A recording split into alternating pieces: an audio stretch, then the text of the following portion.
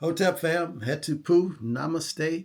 Welcome to this, the final installment in our series on the Gospel of Thomas, the so-called secret sayings of Jesus as recorded and compiled in the Gospel of Thomas, which was found in 1945 in Nag Hammadi, Egypt, almost 2,000 years after they were buried.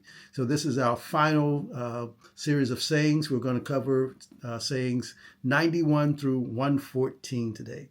Lots of interesting things covered, especially 114. So take a look, take a listen, like, subscribe, push the notification bell, but check it out. Check out the video. Thank you for joining me on this journey. It's been real. And let's get to it.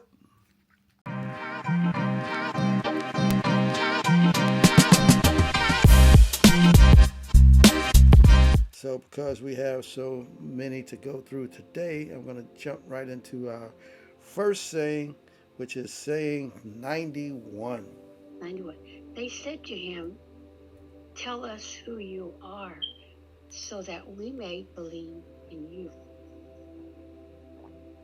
He said to them, "You read the face of the sky and of the earth, but you have not recognized the one who is before you, and you do not know how to read this moment." Is that the people were aware of the sky, the rain, the elements around them, but they weren't connected to that present moment? Mm-hmm. Indeed. Yes, in fact, they were almost like mini meteorologists. When your life depended upon the elements, you could look at the sky and say, well, I think it's going to rain today, or it's going to do this. You can make predictions based off your observations of nature. That's what it says. You read the face of the sky and the earth. We know that without the distractions of modern life, sometimes the skies were your entertainment. They looked to the skies. They created narratives. They created mythologies. They observed the cycles. They did all of these things. So he was saying, well, you can do this, but you can't even recognize who is before you in this present. It says you do not know how to read this moment. You've heard people say, you don't know how to read the room. That sometimes you say things that are inappropriate. You're not recognizing what's happening around you. So that's what Jesus was saying, is that I'm here. You have this once in a lifetime opportunity, and you're concerned about all these other things around you. Read the room. Check out what's going on. Be more aware. Practice the present. You're in the presence of something that's great that's happening, because you see history was divided by this period in time. So recognize the moment that you're in. We see history continuing to happen around us. You have to be able to observe what's happening in your surroundings to recognize when these I guess seminal moments are happening. Let's see. Saying 92. I'll read it. Okay, Go ahead. Okay. Let me see again. Your version on the screen. Mm-hmm. Jesus said, "Seek and you will find. Yet, what you've asked me about in former times, and which I did not tell you then, now I do desire to tell, but you do not inquire after it." Mm-hmm.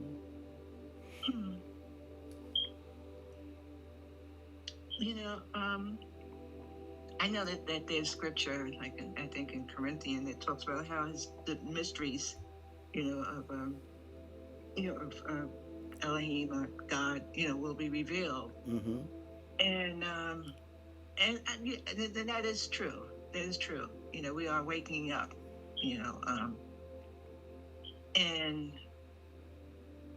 But the last part is just where I'm a little bit stumped, because I believe people are inquiring about it. Mm-hmm. I think more and more people want to know the truth, Mm-hmm. of who they are, what their purpose is, and there's more spirituality, teachings, and awakenings that are occurring. So I think maybe this was for that time, for that dispensation. Well, and he was specifically talking to those people there, right? Mm. Right. But not collectively. Right. He's not talking to us. Yeah, okay, collective consciousness. Yeah. Okay. But That's that. what I got out of it. Anybody else? Any other thoughts on it?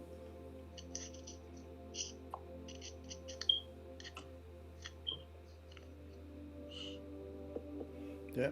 Because we've seen seek and you will find, knock and the door will be open unto you. You have not because you ask not. So it's all a lot of it, both in the canonical and in the Gospel of Thomas, talks about seeking and finding. So you have to have an objective in order to accomplish your objective. If you're not looking for it, how is it that you're going to find it? You may stumble upon some things, but you need direction. And what he has always said to seek is an enlightenment. So you asked about it in former times, which I did not tell you then. Now I desire to tell, but you do not inquire after it. I suppose it's like they weren't ready to receive it, perhaps at that point. Sometimes you want to know something. It's like, don't rush to get old. You were told your parents to say in due time. So now that he says, well, you actually have matured enough, you've learned enough, I've taught you, I've shown, you've seen, but it seems like you forgot to ask about it again. So it's almost like they've they've left their quest to learn. They've stopped seeking because you can get content. Like, well, I know enough now, but we always have to have that thirst to get even more enlightenment, to get more understanding. So we should never stop inquiring, never stop asking, never stop seeking.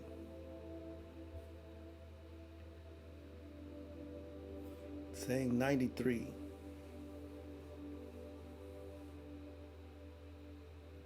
Do not give what is holy to dogs, lest they throw them on the dung heap.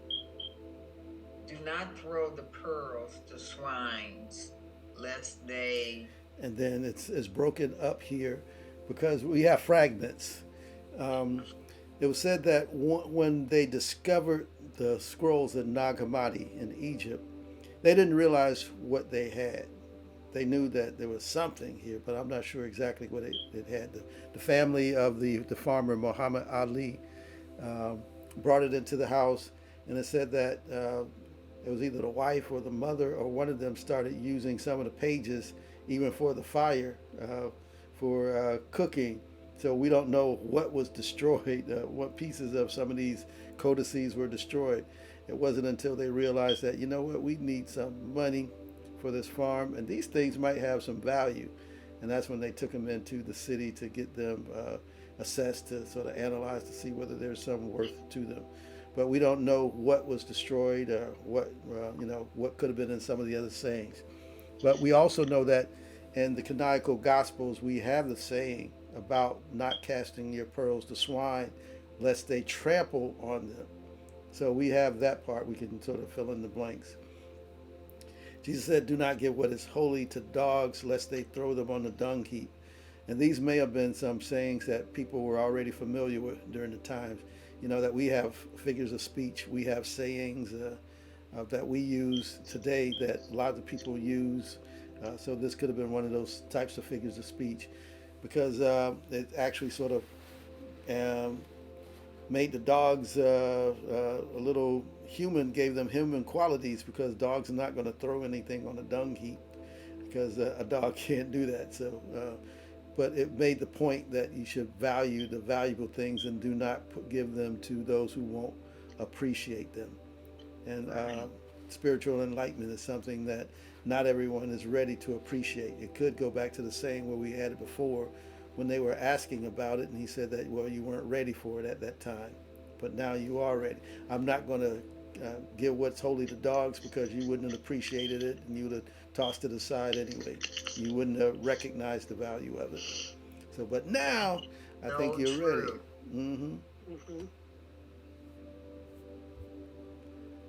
Saying 94. Continuing that same thing.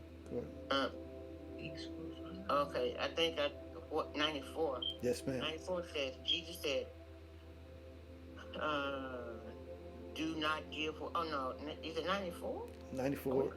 94. Oh, okay, okay. Jesus said, "He who seeks will find, and he who knocks, uh, will be let in." Okay, let in. Mm-hmm. Okay, and so what I got of it, we've got to do the work Mm-hmm. if we want to receive the blessings and the rewards that God has for us. Mm-hmm. You have to be intentional. Exactly. Like if you're going to go on a trip, where is it that you want to go? You think about where you want to go before you go on your trip. Most of us, unless you're just sort of nomadic and vagabonding about, if you're going to get on the road, there's a destination you have in mind. Back in the day, we had to have it written down, or somebody told us, you turn left with the big chicken, and then you went here, and so you had to have those directions sort of told to you.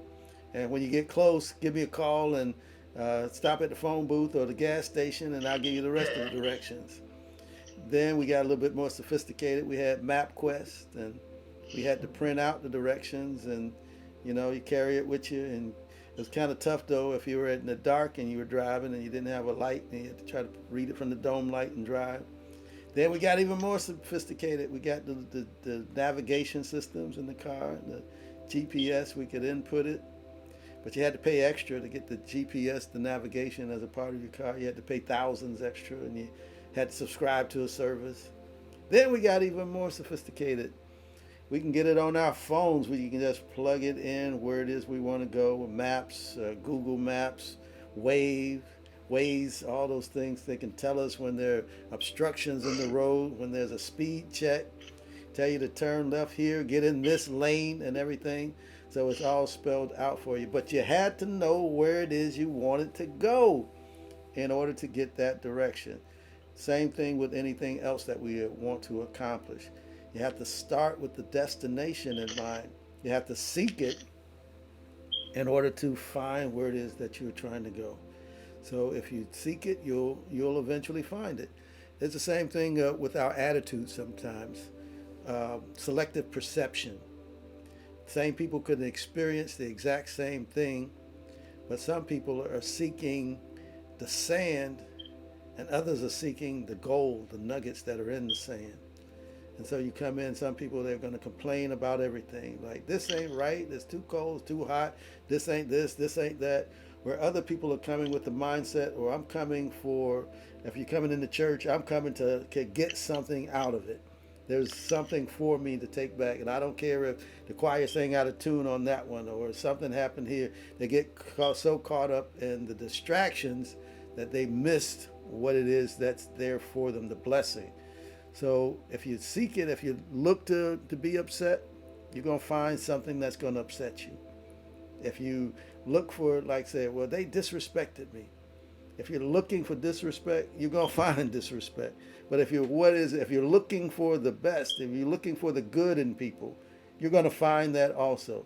So let's start out by looking for the good, looking for the gems, looking for the treasures, looking for the best in people rather than looking for the worst. And if you look for it with that type of intention, you're going to find it. You'll find something to be grateful for in your day, to have some gratitude for, to be thankful for if you look for it. And of course, you're going to find something to complain about, to be upset about, to be mad about if you look for that. So what are your sights set on? What are you looking for? Seek it and you'll find it. And if you want understanding, knock and it'll be opened unto you. Let there be light and it'll be, you'll get that illumination. But you have to be intentional in what it is that you're on your mission to seek and to find. Saying 95. Jesus said, if you have money, do not lend it at interest, but give it to one from whom you will not get it back. Is that giving freely? Giving freely, right.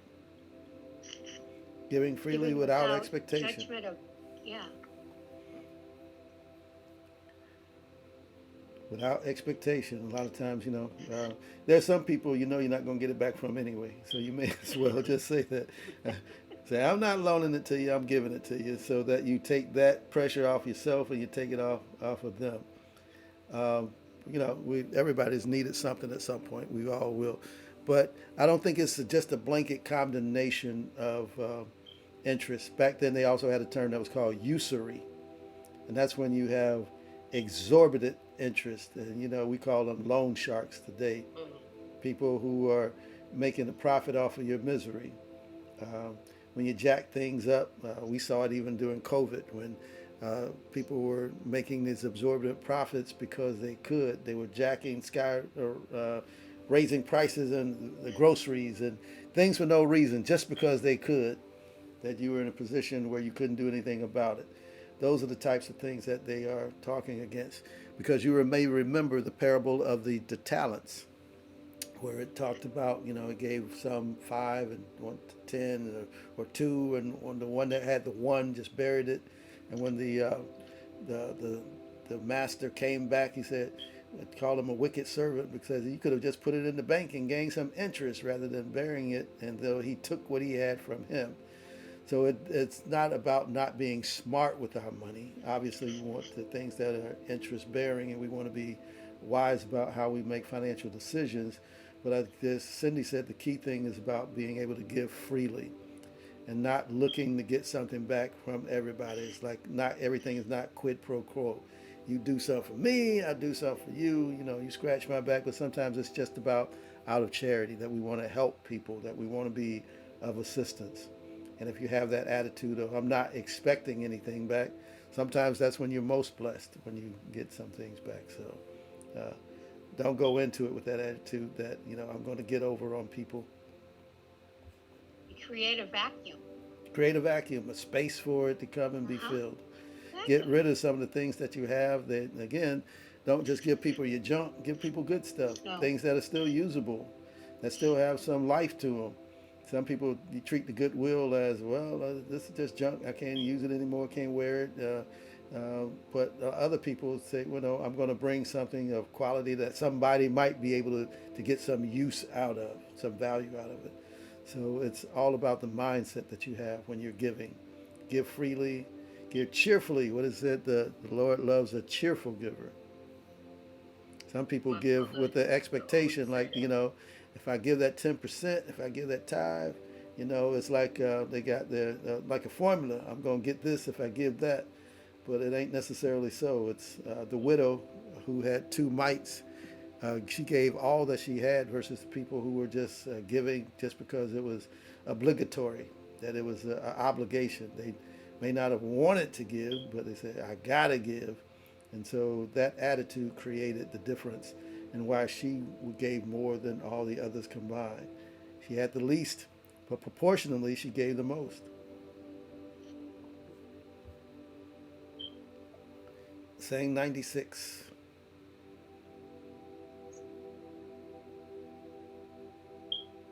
Okay, Jesus said, 96. Jesus said, the kingdom of the Father is like a certain woman. She took a little leaven, concealed it in some dough, and made it into large loaves.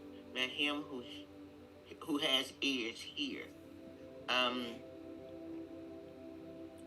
so it doesn't take much to receive a greater good. But you have to first hear the word in order to rise into another level of consciousness. You can't do it on your own. You can't do it by yourself. And without some assistance or some help, you can, but it's a lot easier when you have the support that you need, I guess. So you see the leaven as that additional support. Right.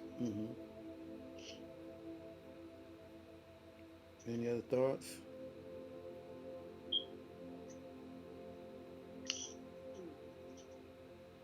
Like a tithe, a little amount of leaven, like a tithe, to make her bread expand.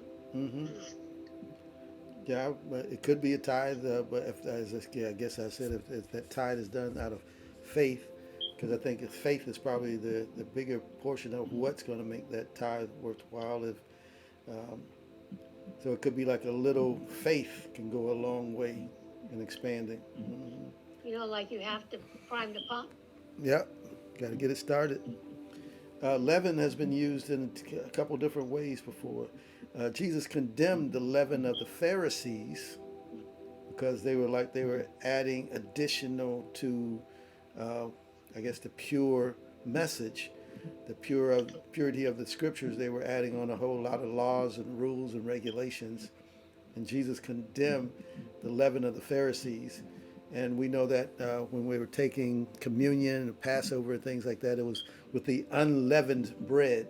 So it's the flat bread, the bread that didn't rise. So leaven can add to it. But in this instance, it's like the leaven that she took was actually a good thing because, as Dale said, it helped to expand what she had, to increase.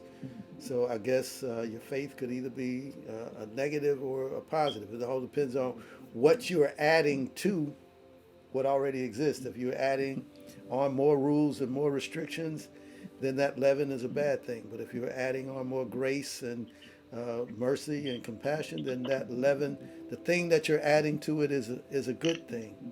And so she was able to expand the loaves. They were able to rise. You probably remember, at least I remember, and some of you may have had the experience of when your mom or something was baking a cake and they told you to be still, not to make noise or whatever, because the cake would fall. So that's what you get, that flatbread.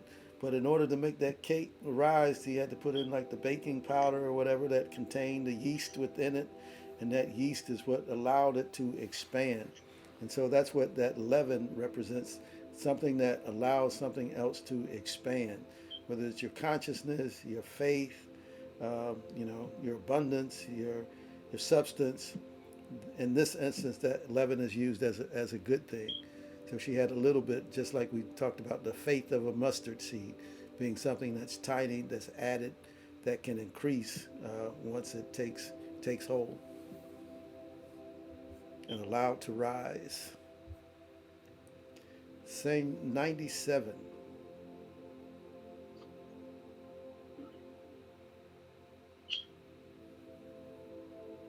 All right. Jesus said, "The kingdom of the Father is like a certain woman who is carrying a jar full of meal.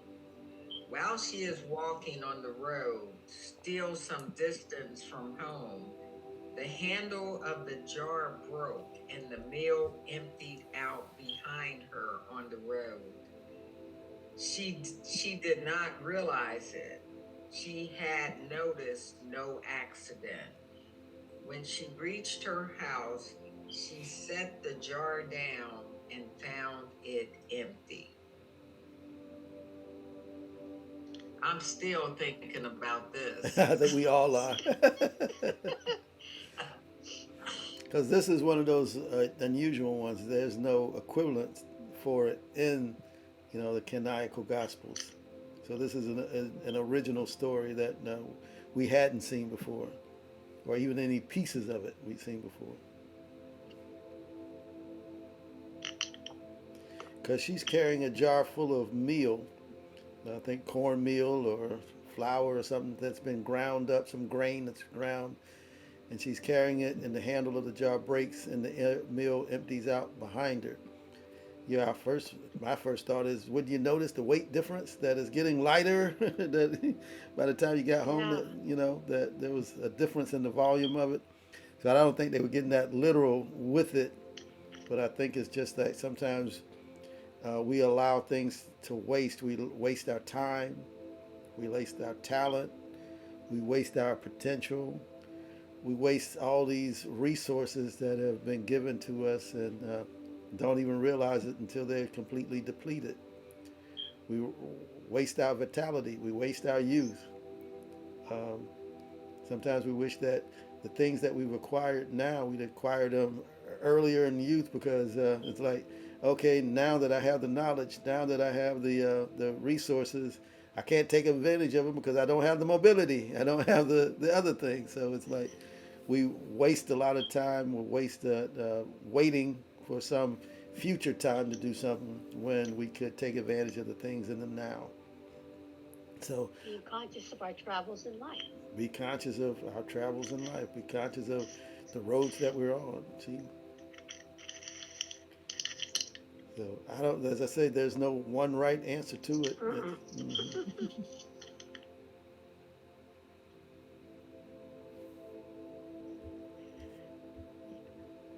Okay, saying 98. This one is the one that I still am trying to get the the exact meaning out of. It's an interesting one. Anybody wants to read it? I'll read it. Okay. Jesus said, the kingdom of the Father is like a certain man who wanted to kill a powerful man in his own house. He drew his sword and struck it into the wall in order to find out whether his hand could carry through. Then he slew the powerful man.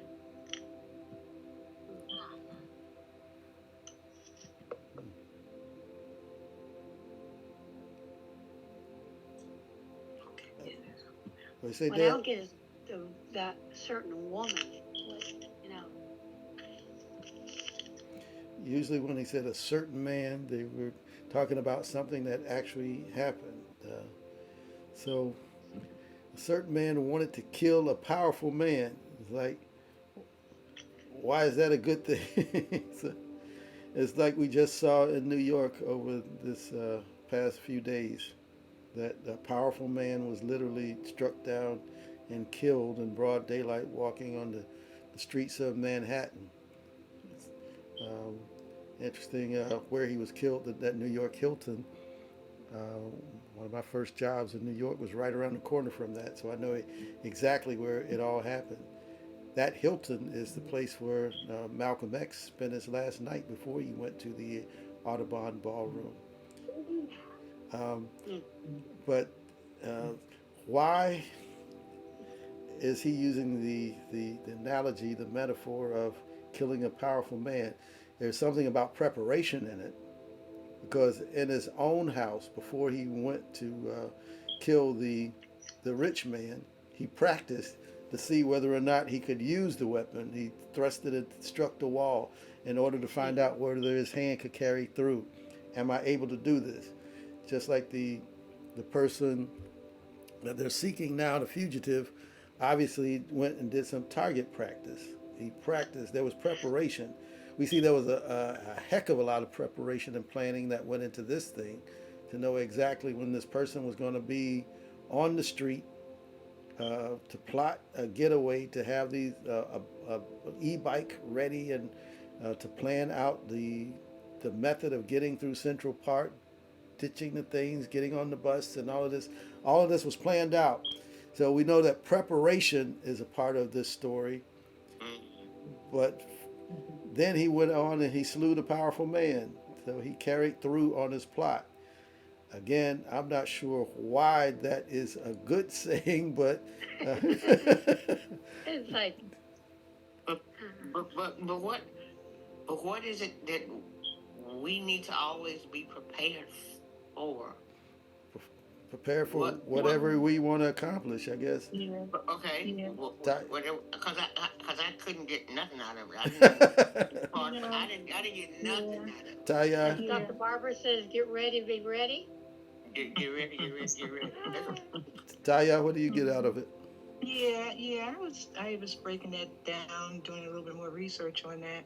Because I got that he's talking with the house. I got that he was talking about our frame, our body, physical aspect of who we are, and to kill that, and like a spiritual death, die to thyself, and then that part about the hand, what came up was the surface was that with Thomas, I believe it was Thomas who poked put his hand through the side of Well, he said that Joshua. he wanted to do Yeah. that. Jesus exposed it. The scriptures never say what he actually followed through on it, but he was presented with that opportunity. Yes. Right, right, and so there's one school of thought that said that he was showing people that Joshua is not of the body, that he was spiritual. Mm-hmm. Yes, that fell away. The body did, fall away. The Right. body was crucified, but that wasn't who Jesus was. Right. Joshua, Jesus, and that's not who we are.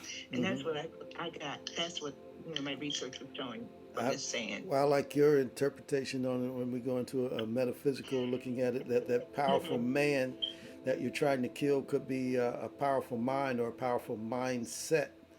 That carnal man, which we know is a powerful thing to overcome, and that in order to do that, you have to be prepared, you have to practice, and then you're able to slay that mindset. If we substitute man with mind, then that's the only way to overcome that is with that that practice, that skill, and that training to overcome that nature, that human nature, that baser human nature that is a powerful thing to overcome. So maybe that's one way of looking at it. Thank you, Taya. Is it Taya? Yes, that's correct. That was, thank you for that.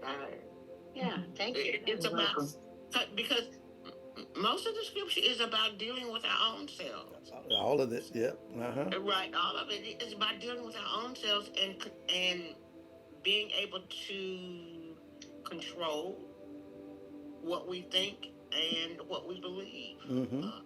So thank you for that. I like your interpretation.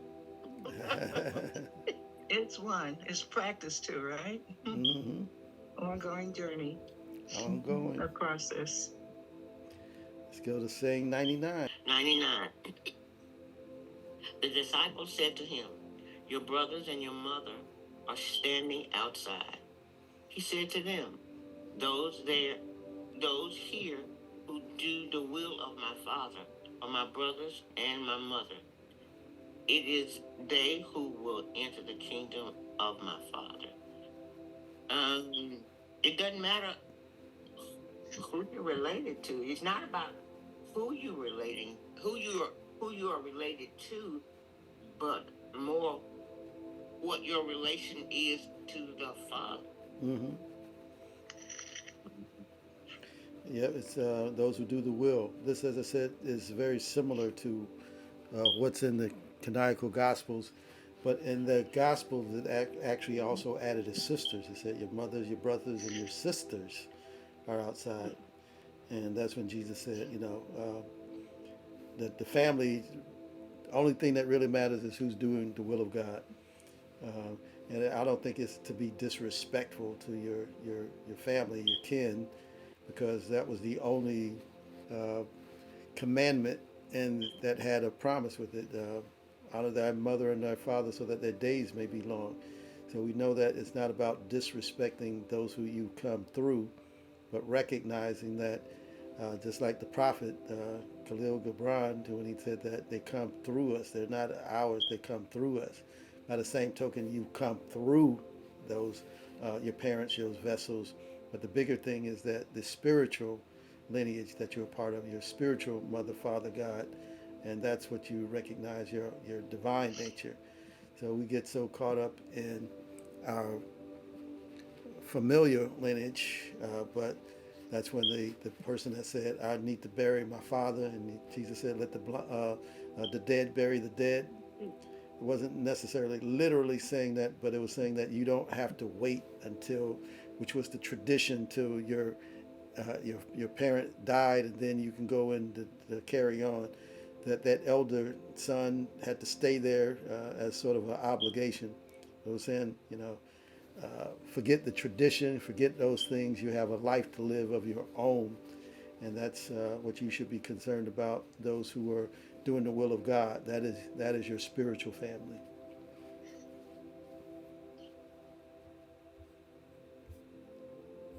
All right. Saying 100.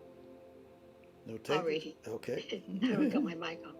They showed Jesus a gold coin and said to him, Caesar's men demand taxes from us. He said to them, Give Caesar what belongs to Caesar. Give God what belongs to God. And give me what is mine. Tithing and that like taxes that you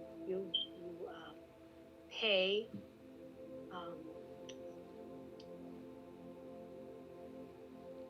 they're tithing, but he's paying taxes, but he's also having money for himself. Well, see, they were under Roman occupation. Yeah. So the Romans were demanding a tax, and that was part of, taxes have caused us to all to do a lot of things. Even now in this election, everybody was talking about taxes. So just about everything we've done has had some tax implication. They say this country was founded because of taxation without representation as tyranny. That led to the Boston Tea Party and all those other things that set in motion the American Revolution. Uh, uh, so part of the Roman occupation was to exact a toll or a tax, and everybody had to pay their share, or it was, they could be imprisoned or worse. So, but it's kind of convenient that they have the scripture in here under a Roman occupation, as we know that eventually Constantine made Christianity the state religion. And they probably used it to justify that it's great to pay us taxes, just as they used the scriptures to justify slavery. Slaves, obey your masters and everything. It's all who wrote it down, who composed it, and can put in the things that they want to communicate and share. But there's a difference between this one as well as what's canonical, because it adds and give me what is mine, and what's in the canonical gospels is just says, give to Caesar what's Caesar's, and give to God what's God, what belongs to God. Render to Caesar what's Caesar, and render to God what belongs to God. And it doesn't say specifically what that is in terms of what belongs to God, what it is to be given. You could interpret it as tithes, or you could be your service, or whatever else that is necessary to give to God. And it doesn't make clear in this statement what is his, give me what is mine, in terms of what that means as well. But overall, I think it's just that you will have some obligations in this life that you will have to fulfill, and it's better to have that attitude of fulfilling those obligations willingly, rather than to go and be coerced into it through force or any of those things, because what they said, nothing's certain but death and taxes. So I guess even at that time you knew that you still had to pay the piper, that somehow that's going to come back around. We see many people who try to get away, avoid taxes, and that's when you get in trouble. It's okay to try to reduce your tax obligation and all those things by taking advantage of the tax code and what's in it. But when you try to just escape altogether paying, that's when a penalty is going to come upon you. So, same thing that happens spiritually. When you try to avoid universal law, spiritual law, there's a consequence for that as well. That if you try to get around those laws of it, that there will be a penalty for it. And we know that those tax penalties, they start adding on, they start compounding, and there's interest applied to it. They can start taking your salary and everything else. So we know that spiritually, maybe the same things can happen when you try to get around spiritual law. You're compounding the consequences of it, and you will suffer.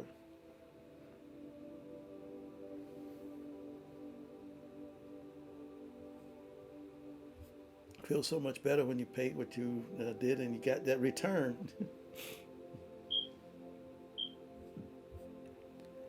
Saying 101. I'll take that one. Those who do not hate their father and mother as I do cannot, let me read from the, his mother, his cannot become my student, a disciple to me. Not love his father and his mother as I do, cannot become a disciple to me. Mother, and my text says, my mother gave me falsehood, but my true mother gave me life. Mm-hmm. Okay. You know, I think the last part, it seems like it's neither, you know, it's contradictory, not contradictory, like it's mute. You know, he made a mute point there, you know, because one point, at one point he's saying does not hate, and then next time he's saying does not love. So I think it's just like a mute point there, you know, can go either way. But the last part there, like anybody could be his disciple, you know, one way or the other, whether you love or hate, you know, your parents. But the last part there, I like to think of the principle, you know, feminine principle, you know, in terms of giving me life. You know, I like to think about, you know, earth, you know, nature, you know, which is synonymous with that, you know, feminine principle. Mother Nature, you know, Mother that Nature. gave me life. That's what I got out of that piece. But I think a key phrase in that does not hate his father and mother as I do. And the way that, not just that there's a blanket statement that I hate them, but as we talked about previously, it's not necessarily that you are disrespecting your mother or father or that you are hating them literally. Is that you sort of prioritize that relationship in terms of it's not the physical mother and father are great because they brought you into this world of the material world, but there's a spiritual mother, father, God that brings you into the world of the spiritual, and that so sort of prioritizing those.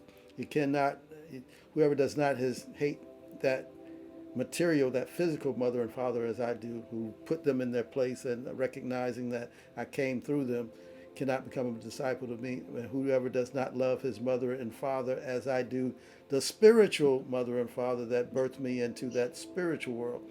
The one mother, the physical mother, brought you into this world, and in this world you experience all these other things. But the true mother is saying that that mother, father, God principle within you, that mother nature, that divinity, that's what gives you your true life. So it's about the physical and the material. The spiritual, the material and the spiritual, and those things are, in Thomas's view, almost a duality there.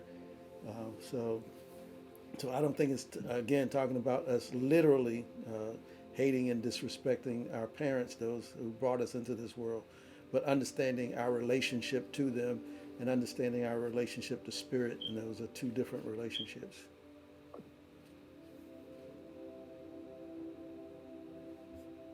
Would you say that it's important to know what the masculine and the feminine principles of that is, of those, you know, it's not Absolutely. like the sex, yeah. Absolutely, and it has nothing to do Okay. with sexuality, but in terms of just the really left and right brain, logic and versus intuition, love versus discipline, Yin and yang. nurturing. So it's what you see in the typical setup of the masculine and the feminine being able to bring an offspring and having those two energies in balance allow that child to grow up in a balanced way. So it's about and also, and we'll get into this when we get to 114, the androgyny that was created in the original Adam, got male and female, created he them, and it wasn't until the second chapter that that second creation story where the woman was extracted from the man, the rib, and we know that's out of order as well because man can never give the birth to the woman. It's always the other way around. So again, it's who is making the story his story, who is setting up that patrilineal importance. Same 102.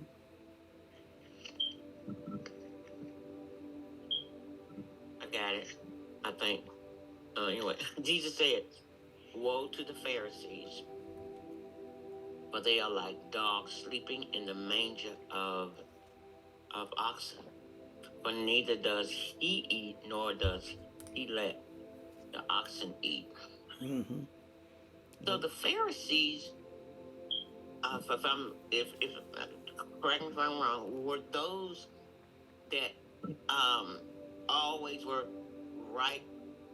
Uh, they were sticklers of the law. Mm-hmm. Is that yeah? Okay. Mhm. So they are sticklers of the law. So they want others to be sticklers of the law. Mm-hmm. And so the Pharisees really set the law, right? Did they kind of set the law Well, they would or you created it? we think of them as the religious leadership, just like you Okay. have the bishops and hierarchy of a church today, the cardinals and the so they were Okay. for the Jewish faith. They were like they were the religious leaders, and they had, as you say, they were very much concerned with the law. But there was another group, the Sadducees, the Pharisees and Sadducees. They were two of those, I guess, the religious leadership. Okay. And So um so they are so not they, but well the Pharisees and Sadducees are so engrossed in the law that they are not picking a fight, but trying to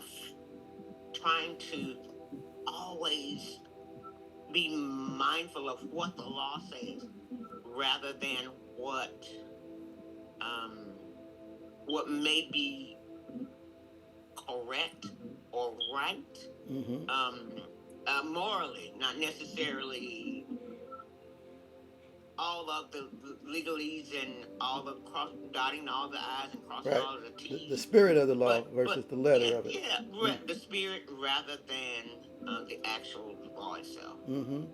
And what the metaphor that he used is like a dog sleeping in the manger.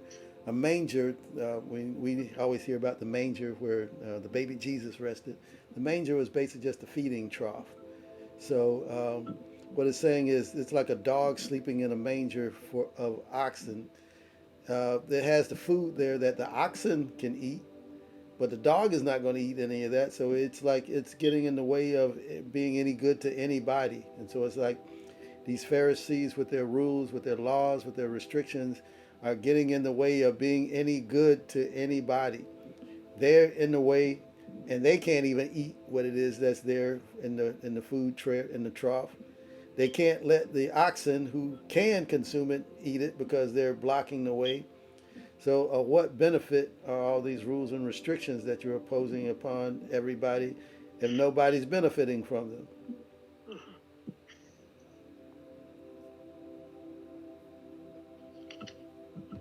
So there are people who want to get understanding. They want to eat. They want to be fed.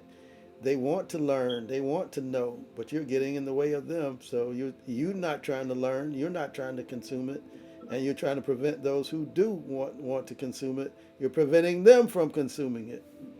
So you got like this double thing that's going on.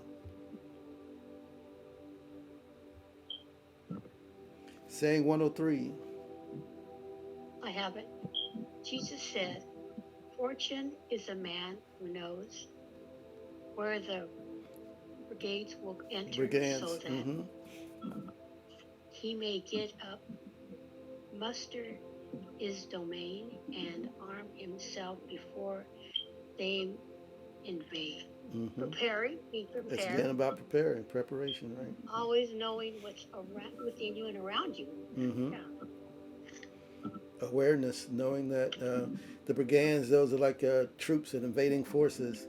So that if you know that somebody's about to attack your home, what you're going to do? You're going to prepare. You're going to get your locks. You're going to lock the doors. You're going to get your bars. You're going to get your weaponry. You're going to be prepared to face the onslaught or the assault. You're going to be ready to face those invaders.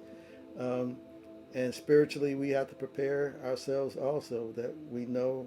We talked about a similar saying earlier, one of the earlier classes, that you have to prepare yourself knowing that the world is going to mount an assault against you in terms of what you will be bombarded with, the messages that you will receive, the attitudes you'll deal with, insecurity that you may be faced with, that you're going to be bombarded with all these things, and you're going to have to prepare yourself to deal with it, or that invasion of doubt, of fear.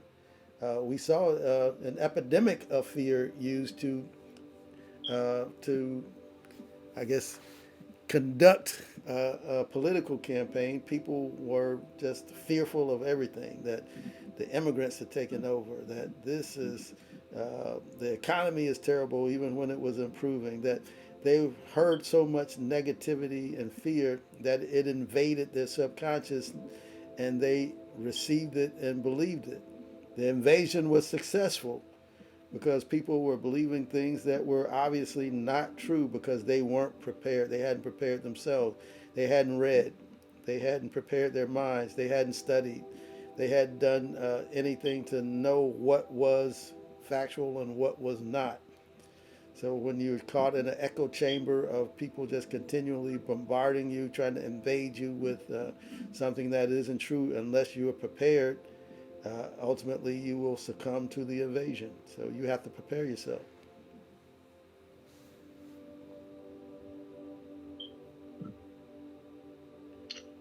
Saying 104. So, so Yes.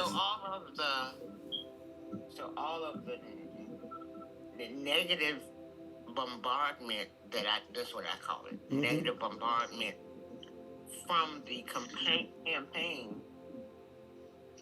It would, people just heard it so often, They heard it so often that they then begin to believe it. There you go. And because you believe that it's going to happen, then it manifested. Okay. They internalized it, and that led to how they, it's amazing. They saw what 4 years of scandal and everything else looked like, and still, because they had bought into the negativity, they still wanted to go for 4 more. So again, you're gonna get what you ask for. You seek it, you're gonna find it. So knock, and the door's gonna be open to you. So we, America, will get what America has asked for. Saying 104.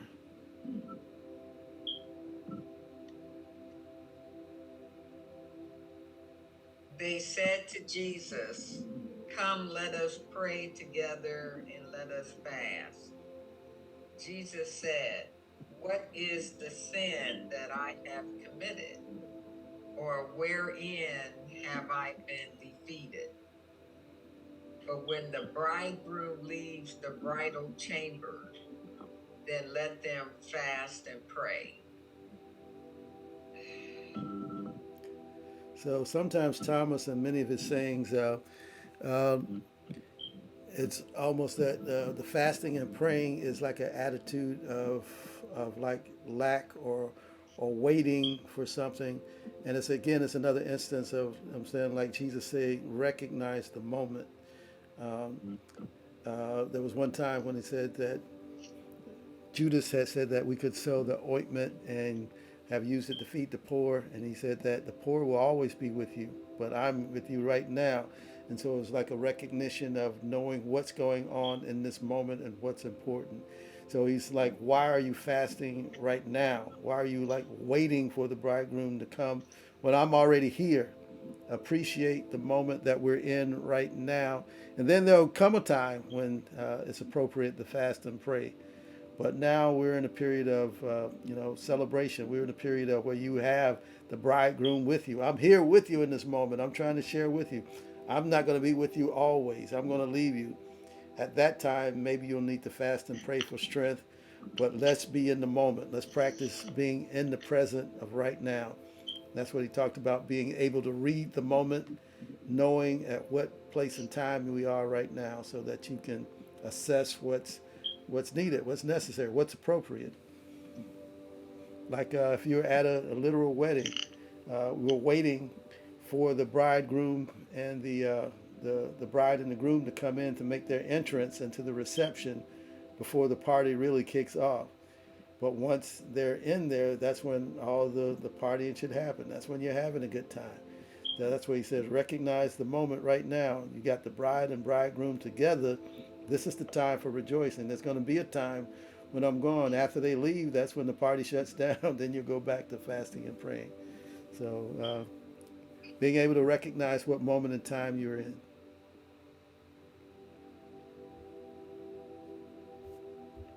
105. So this is an interesting one too.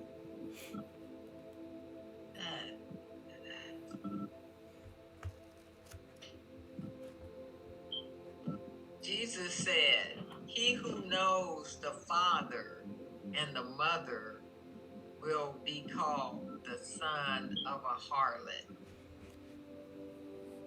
Okay. That's some shade there. I know. I don't. So anybody want to jump in on that one? It sounds like it's opposing. It's like a totally opposite of what you really think. Because if you know your father and your mother, right, you're Right. not a son of a harlot. I don't know. It's like, So again, Thomas need to give some narrative on that. Thomas, all he said was, "I didn't say it. I'm just saying what he said." Okay. Don't blame me. Don't blame the messenger. So did he walk in on his parents or something? I don't know. Deacon Booker, you joined us, okay? Oh, I've been here. Okay. I just you won't hear my voice well, so I'm quiet. Okay. We always love to hear your voice, no matter what it sounds like. So, So, this is Jonas. Is it talking about you can know your mother and your father, but that doesn't necessarily mean that they are husband and wife, and it, as that old saying, mama's baby, daddy's maybe. Okay. and they always, refer to back in the day, if a child was born out of wedlock, they call them the bastard children. So, could it be talking about that? I think we go back to again, when we deal with Jesus and these sayings, I don't think we can just always get into the literal of what they're saying and because when he was talking about hating your mother and father and all that, we know he's not literally talking about that, because we get smacked that we've got rude to our parents or any of that stuff. So that's but I think it's also about the relationship to the physical versus the spiritual. That if you think that you're just the children of your earthly and mother and father, then that's almost like being called the son of a harlot, because you don't know who you're actually the child of. When you're a child of God, uh, that mother and the father, they diminish in the importance to you. We came through them, and some say that even in the spiritual realm, we selected the parents through which we come through for what they can teach us and instruct us as we go about our spiritual journey, because we know that we are spirit and we come back and we make decisions and choices as to how we want to leave this place as well. A lot of times we hear about these gruesome deaths that people have faced or endured, and how can this happen to righteous people? Because sometimes we undertake these spiritual contracts that we're coming down to teach lessons, and the lessons aren't always pleasant that the instructors have to go through, just like what Jesus said, "Nevertheless, not my will, but thine." If those actions, if like the death of Dr. King, or the death of Malcolm, or the death of some of these innocent children, can prick our awareness and consciousness, so that we get to the point that we take legislation to outlaw the situations that created those deaths, then their death, my living will not be in vain, as the old people used to say. That it meant something. That Medgar Evers, his death, Emmett Till, their deaths meant something, because they had to create that change and shift in consciousness, so that people could get better and realize the error of their ways. So that we know that our spiritual and our physical, our material, are on two separate planes. Thomas very much felt that, and I think that's part of why they may consider it somewhat of a Gnostic gospel, that the spiritual and the material don't combine. So if you're only concerned about your earthly relationships, your parental line, then you're missing who your real and true spiritual parental lineage is a part of. So that's the way I can get some sense out of it. So not to take it all at face value. Playing the dozens. You know, Yo, mama. I was thinking, at least I'm not the son of a harlot. He was coming up playing the dozens. Right. So don't talk about my mama. So that's when the dozens ended and the fight began. Okay, for real. Okay. 106. Jesus said, when you make two one, you will become the sons of man. And when you say mountain move away, it will move away. When the two become one, I and the Father are one. Mm-hmm. That Right. you have, when you and the Father are one, you have those spiritual qualities that you to move mountains. Mm-hmm. That's go through life. Yeah.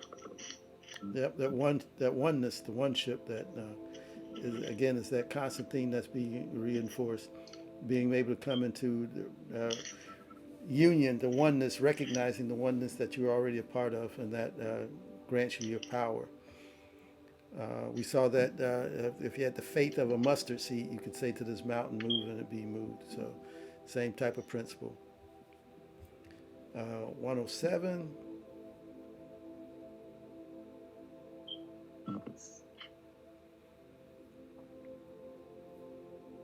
Okay, Jesus said,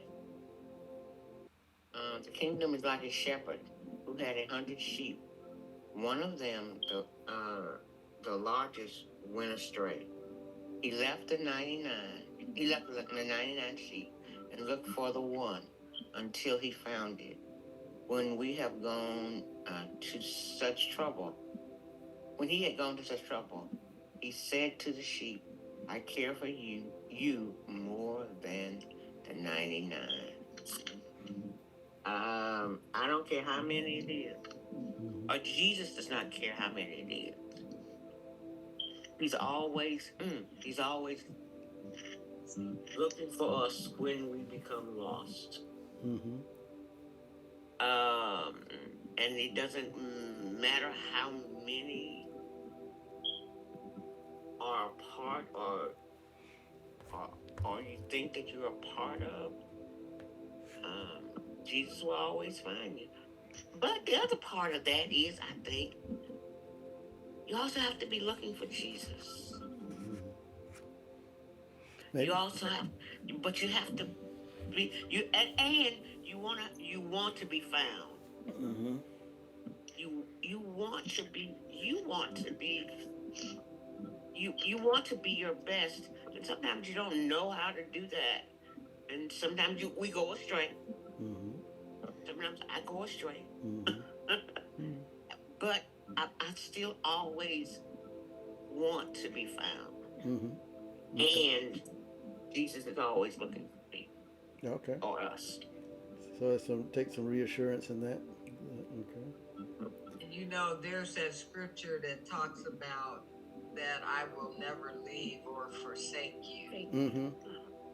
That I'm always with you no matter what. That's like dealing with the omnipresence. Mm-hmm. This one is very familiar to what's already in our canonical gospels, but there's a difference. There's some key differences, because it said in the other ones it talks about the sheep going astray or lost sheep, and he goes to find them, but it never puts a value on it and says that it was the largest that went astray. We don't know. It was just a sheep that went astray or was lost, and he went to find it. So that adds an interesting twist on it. And then when he found it, he did ever said that in those canonical gospels, I care for you more than the 99. which again, so adds a different little emphasis on it as well. But I think the essential message, as you said, is that a shepherd is always going to go and look for those that are in his charge or her charge to take care of them, and has a responsibility, knowing that sheep are pretty much they were used because they were sort of guileless. They were sort of docile, guileless, and could be led. They weren't like the wolves or the goats, or sort of hard headed and those types of things, but the innocence of the sheep, and Jesus is there to sort of protect the innocence. Um, so it's interesting when it adds those two additional elements to it, though. Also, where he says, I care for you more than the 99. Right, exactly. Yeah. Um, no, I kind of remembered my mother saying that to each one of us. She would say that privately to each one of us, but I caught her. I caught her one day saying that to my brother, and yeah, she would do what Jesus, did. She would search for each one, as if we went astray. But that last line I caught her saying. How did that make you feel? Maybe Thomas caught Jesus saying that. How did that make you feel, though? Wait a minute. I thought I was the precious one. Hey. I thought I was the select one. Oh, if I was younger, I would have beat him up, but. So I think that we are all a part of that one ship. And we are all of that one. We're all that only begotten. We're all part of that one, and we all should feel special. Okay, saying 108. I'll take it. Joshua said, Joshua said, he who will drink from my mouth will become like me. I myself shall become he, and the things that are hidden will be revealed to him. I think we, touched upon that. We've been touching upon that. Just learn of him, him, her. Right. And the more we do that, the more we become like, take on that oneness. Exactly. Who will drink from my mouth, literally saying the words that come from my mouth, who will, my teachings. If you're drinking, if you're consuming what I'm actually teaching, then you will become like me. You'll take it on, and it will become a part of you. It's what Jesus said to the woman at the well. The living waters, the Samaritan woman. 109.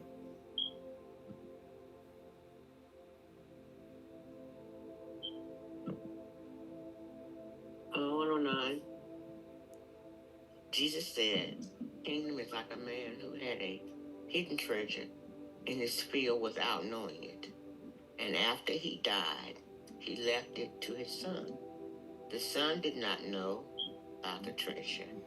He inherited the field and sold it. And the one who bought it went plowing and found the treasure. He began to lend money at interest to whoever he wished. The first thing that came to my mind was the story about the man who had a house or had a field, but he wanted to go looking for gold, and I forgot the name of the story, but he wanted to go looking for gold, and he had gone all around, and went far and near, but yet he still wasn't able to find it when in fact it was right in his own backyard. And so sometimes we will go out looking for whatever, and we've already got it within us. We have everything we need. Right. We have everything we need at almost any given point in time. It's just a matter of seeking. A matter of seeking. Seeking, going within. See, what do I have already That is a What treasure. do I have in my hand? Then he didn't recognize it. Scripture? Yeah, he Right. didn't recognize it. They didn't recognize. And then the son inherited it, and the first thing he did was sold it. So they didn't recognize what was already there. Again, it's a very similar stories to what's in the canonical gospels with some deviations, because there was one who a person who discovered the treasure and went and sold everything that he had to purchase the land so that he could take advantage of it. But this one was more of an accidental discovery. It was like Jed Clampett striking oil, became the Beverly Hillbillies, Texas tea. So this person didn't know what he had either, but just in plowing the field and trying to make what he had more valuable to gain some produce from it. The other ones could have been going out looking around on their treasure seeking, but at least this one said, well, I'm going to start at home and try to plant me a garden or some crops, and I can take advantage of what I already have right here. And in that process, he discovered the gold. And then also, that's why I said that the last sentence, when it turned about, he began to lend money at interest to whomever he wished. Whereas previously we said, don't lend money at interest. Right. So it was saying, that's why I was saying, I don't think it was necessarily a condemnation of being enterprising. It's just that what do you place your values on? If you think that that's all you're going to be able to do and that's how you're going to get over on your people, that's one thing. But he's saying that this guy went one step further, and because he was wealthy, now he was able to even make a business out of it, of lending to his neighbors. He became a bank in essence. Mm-hmm. So he was prudent. And that's what we've been encouraged to be as well. Harmless as doves, but as wise as serpents. So he was prudent in knowing how to use what he was given to his advantage. Yeah, but with interest, that's what throws me off. Yeah, because that's how he was making money from it. But again, was it usury? Was it something that usury is when you have it at such a high level? Like, look at these credit cards that we have right now. They're at 30. Oh my God. They're at 30%. Right. As opposed That's crazy. to if you found a credit card at 10%, you would jump for joy.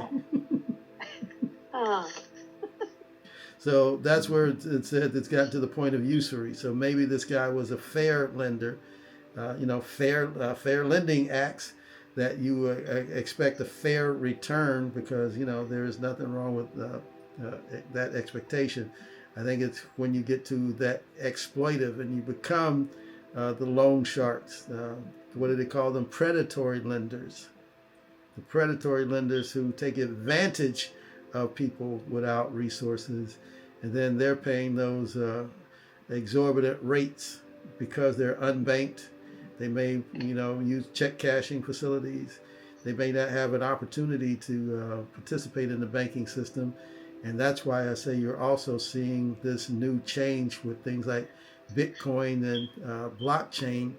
Is taking the middle person out of the way we even handle transactions. So you're at a moment where I say recognize the moment that you're in and see the possibilities. Saying 110. Before we go to 110, let me ask a quick question. Mm-hmm. So this narrative was not, or was any of this narrative a part of the, what do you call it, canonical, whatever? Canonical, those that were made a part of the authorized Right. So this narrative, is that anywhere in? The one about the one saying that we just had, where is the one about the treasure in the field and the person sold everything to get the treasure, but it doesn't talk about him lending money at interest to whoever he wished. And that's why I say that there are different portions of these. Not everything is in the Gospels. It's all some variations. There's similarities. But if, again, Jesus didn't write anything down. So all of this was basically oral tradition, storytelling. And as I've said many times, when you tell a story, you don't always tell it exactly the same way every single time. It's what point you may want to emphasize on different occasions that may change your narration of your story. So, but with Thomas, he didn't add any context. He didn't say that Jesus said this while he was dealing with the man who thought this or was. No, he just, it was a compilation of various sayings, and it didn't have any context about when they were said or to whom they were said for the most part. Sometimes we'll say the disciples asked, but there's sometimes they said or they asked, and it's not clear who was asking the question. So we just have to take a, what can we gain from these, what is consistent with what Jesus would have taught, and then we try to apply that, and then we also try to, as much metaphysical insight as we may have gained, knowing what spiritually it may be saying beyond just the literal, beyond looking at just literally what it's saying. What is it speaking to us, to our consciousness, to our spirit?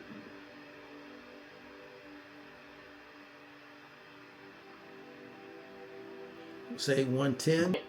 110. Jesus said, "Whoever finds the world and becomes rich, let him renounce the world."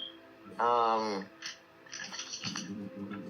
think that when sometimes when you become rich, you think you know and can rule any and everything because you have the financial substances. Mm-hmm. But rather than getting caught up in that world, renounce the world, and I guess maybe become humble and understanding and compassionate, rather than this just because you're rich, I can do anything. Don't become that kind of person, but become one that will become humble Mm-hmm. and understanding. Okay. Any other thoughts on it?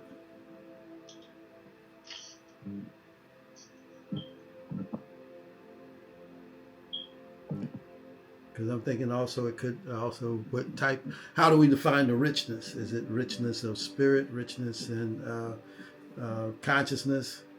Whoever finds the world, who identifies the world, sees the world for what it is and becomes rich in enlightenment, let him renounce the world because I see it for what it is. I've become rich in that spiritual, more substantive way, so I can renounce the world's values and move on to my spiritual values. So that's one way of it, interpreting the richness. Not just that he became materially wealthy, but he actually enriched his spirit, enriched his consciousness, enriched his mind and thinking.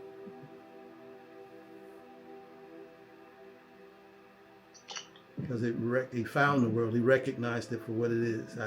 I see you. I see what this is all about, and I'm not participating in this rat race. I'm stepping out of it. Saying 111. Okay.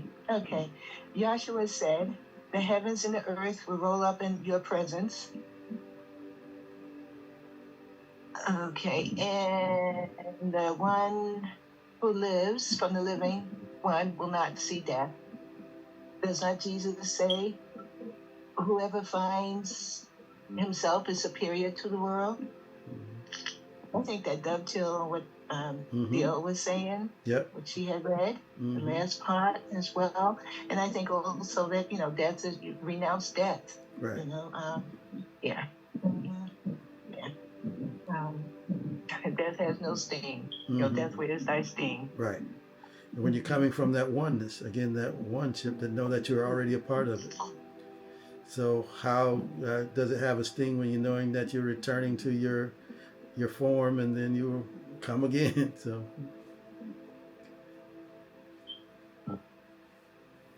I read a lot about death, death through an educator. So yeah, just to be able to embrace it, understand it more fully. Right. That death is a part of life. in a celebratory way. Say that in a spiritual way. When you know the beginning, you know the end, because you're part of the one. Let's go to 112. I'll read it. Mm-hmm. Jesus said, "Woe to the flesh that depends on the soul. Woe to the soul that depends on the flesh." This one was a quandary for me. I'm like, I think Thomas was again seeing the separation between the physical and the spiritual, and that the two are separate. Whereas we know that he's not talking about the one-ship, but he's talking about those who value the material over the spiritual, and there's no integration between the two. oh, so he means like soul. He also means spirit. Right. Okay, got it. Okay. 113. 113. His disciples said to him, "When will the kingdom come?"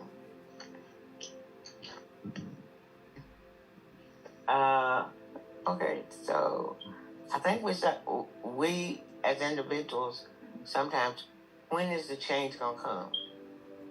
When am I going to get out of this debt? When am I going to? When? Mm-hmm. I mean, the question is always there. When? Mm-hmm.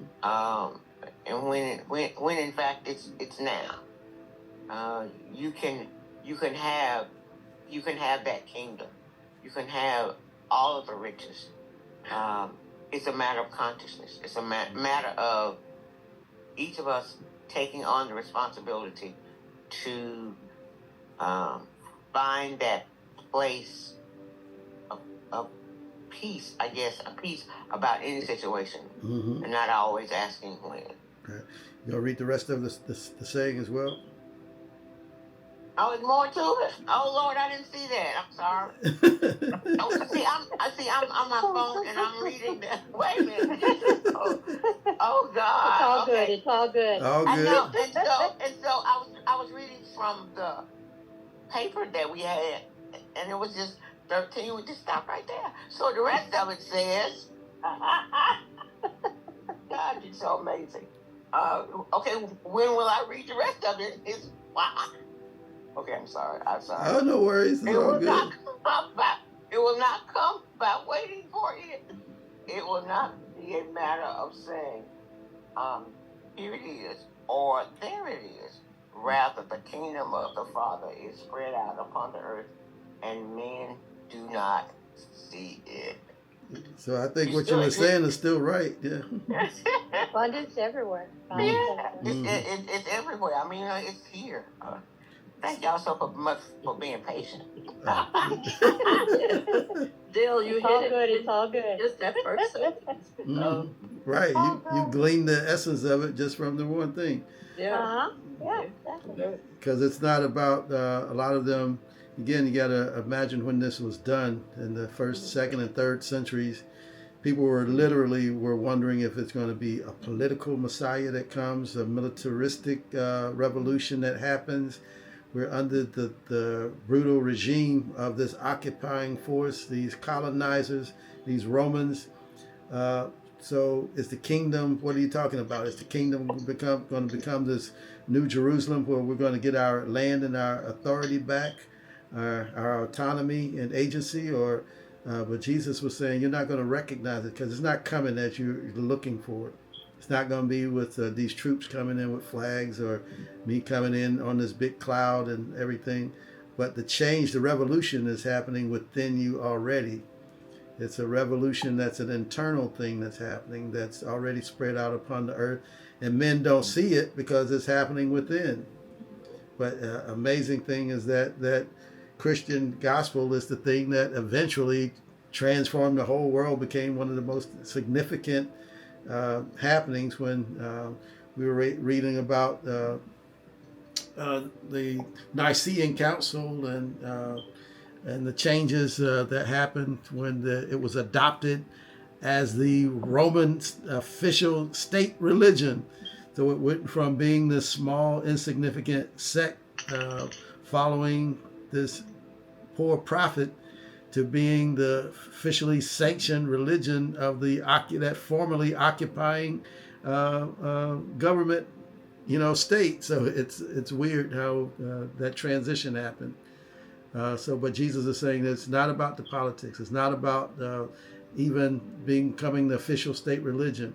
It's something that happens within. The kingdom is within. It's already at hand. That's what he was telling the people all along. The kingdom of heaven is at hand. That imperial rule is now. You don't have to wait for something to come. It's not going to come by you sitting around waiting for it. It's when you go and start seeking within. And then we come to our final saying, the Gospel of Thomas, the controversial saying 114. And Taya, do you want to read that one? I wonder why you chose me for that one. Oh, I was about to jump in there, but go ahead, Ty. I've just been having a dialogue with Pastor Reverend Stick on this. Simon Peter said to him, "Let Mary leave us, for women are not worthy of life." Jesus the Christ said, "I myself shall lead her in order to make her meal, so that she too may become a living spirit, resembling you males. For every woman who will make herself male will enter the kingdom of heaven."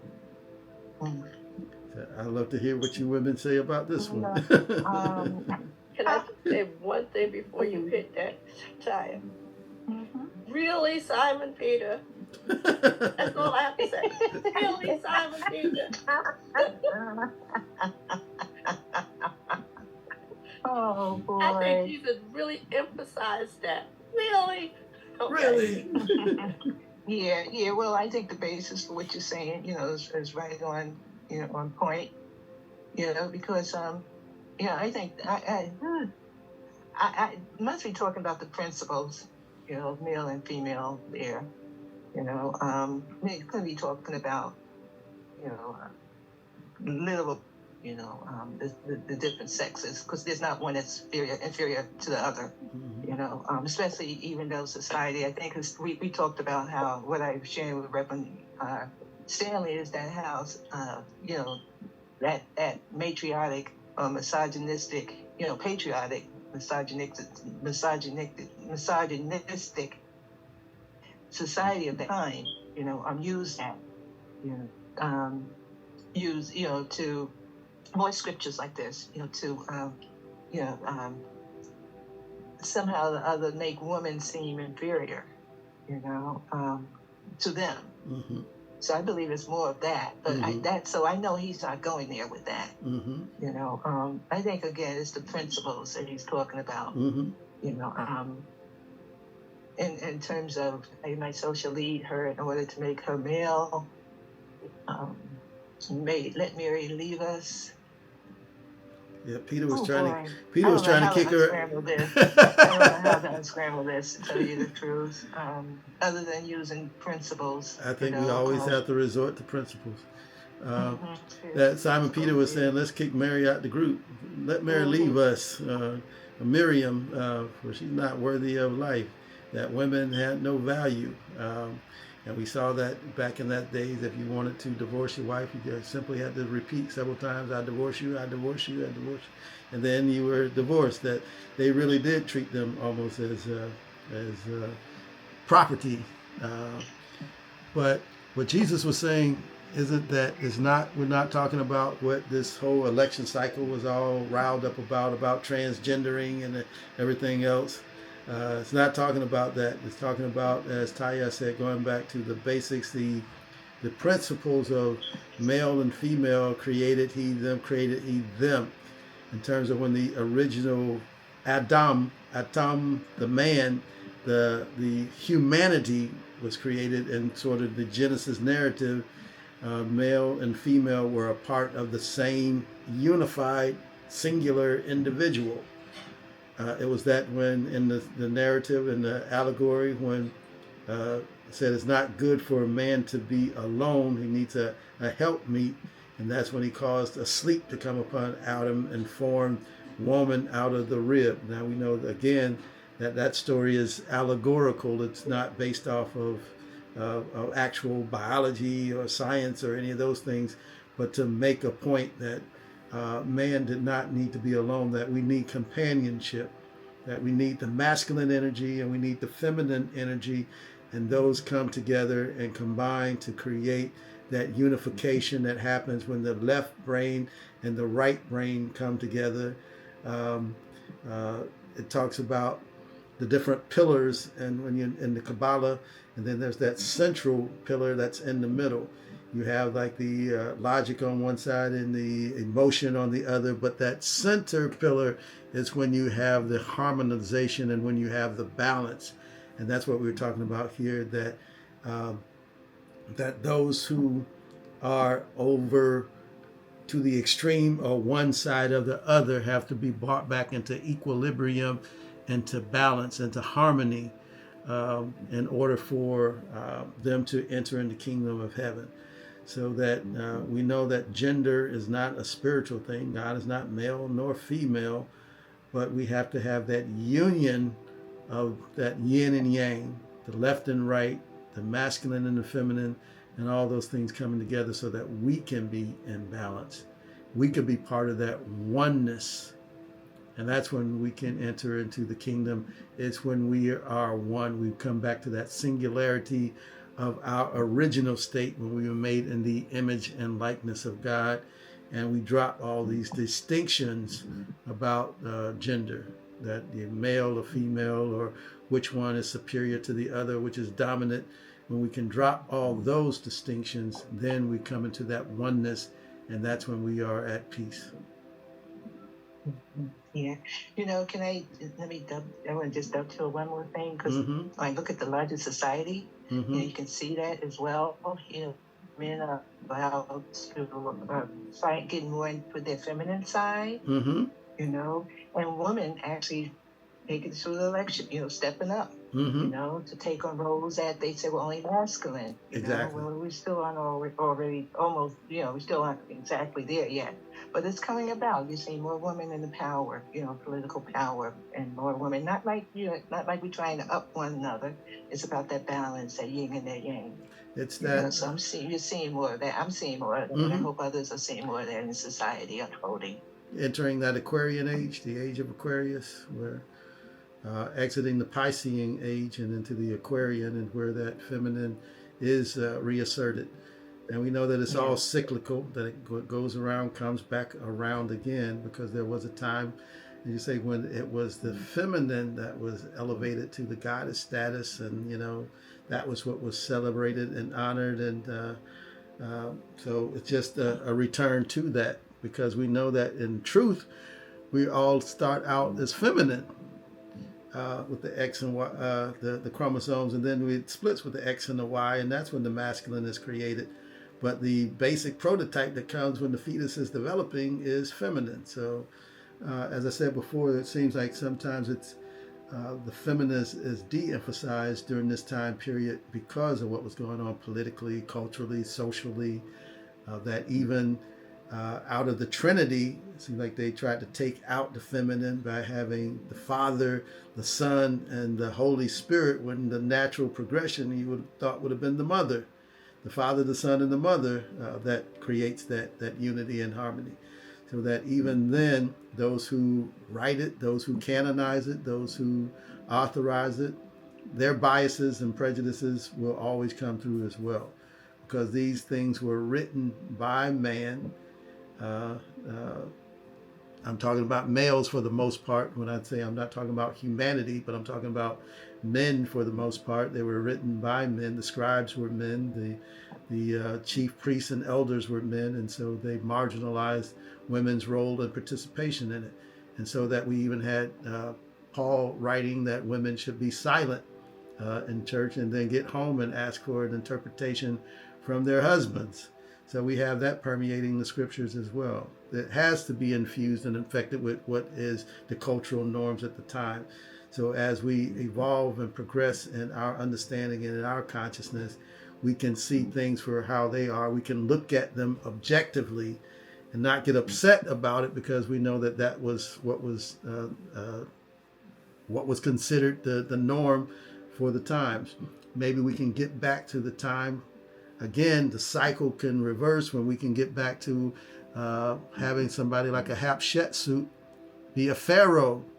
And it's not said that she's a female pharaoh, she's this, she was pharaoh. And that she could rule in ancient Kemet and ancient Egypt, and that there were many African societies where it's matriarchal. That even here in this country, we tend to be matriarchal as black folks because there are so many women that lead households. So that we've always considered and honored our matriarchs. We honored that feminine. We honored that.